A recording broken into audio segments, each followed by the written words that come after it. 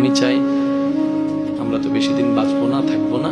মাইকের আওয়াজ যতটুকু যাচ্ছে, এই মুহূর্তে যত আল্লাহর বান্দা নবী রাহমাতুল্লিল আলামিনের উম্মত আমার কথা শুনছেন, একটা সেকেন্ডের জন্য নিজের মনকে এটা কল্পনা করেন যে আমরা তো একদিন সাদা কাপড় পরবই।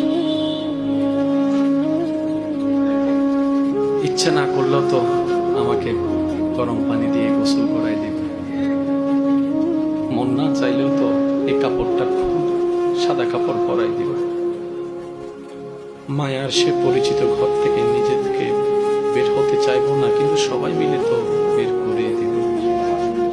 একবার যখন শরীরের উপর মাটি চাপা দিয়ে দিবে, আর ওটার কোনো সুযোগ থাকবে না।